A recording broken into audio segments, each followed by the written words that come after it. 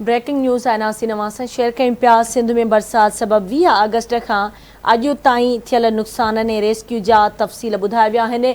सूबाई वज़ीर शर्जील इनाम मेमण जो चवणु आहे त सिंध जे मुतासिर ज़िलनि में हिन वक़्त ताईं मुतासिरनि जे लाइ 1975 रिलीफ कैंपूं क़ाइमु कयूं वियूं आहिनि, जॾहिं त 5,81,010 मुतासिरनि खे रिलीफ कैंपुनि में मुंतक़िल कयो वियो आहे।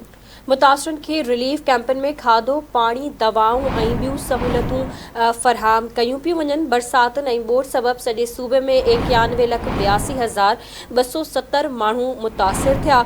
सूबाई वज़ीर जो वधीक चवणु हो त बरसातुनि सबबि फसलुनि खे थियल नुक़साननि जो सर्वे कयो पियो वञे। मुतासिरनि खे रेस्क्यू करणु तरजीह आहे।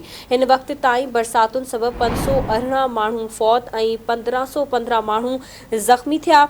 शर्जील इनाम मेमण जो वधीक चवणु हो त बरसातुनि दौरान सॼे सूबे में 1,138 जानवर बि मरी विया आहिनि। बरसातुनि सबबि सॼे सूबे में 1,35,51,456 घरनि खे नुक़सान पहुतो आहे।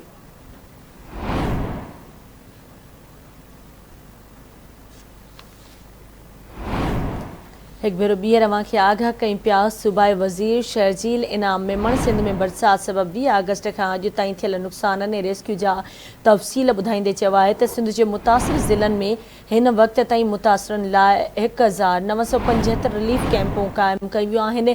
5,81,010 मुतासिरनि खे रिलीफ कैंपुनि में मुंतक़िल कयो वियो आहे।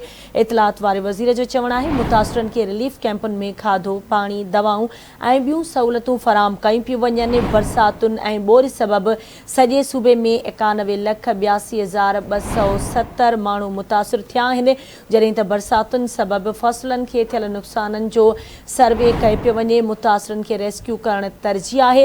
हिन वक़्त ताईं बरसातुनि सबबि 518 माण्हू फौत ऐं 1551 माण्हू ज़ख़्मी थिया आहिनि। शर्जील इनाम मेमण इहो ॿुधायो आहे त बरसातुनि दौरान सॼे सूबे में 1,138 जानवर बि मरी विया आहिनि। बरसातुनि सबबि सॼे सूबे में 1,35,51,456 घरनि खे नुक़सान पहुतो आहे। सूबे में 61,72,350 एकड़नि ते बीठल फसल तबाह थिया आहिनि। सूबाई वज़ीर शर्जील इनाम मेमण पारां इहो ॼाणायो वियो आहे त बरसातुनि सबबि 235 तालका ऐं 1,051 यूनियन काउंसिल्स मुतासिर थियूं आहिनि।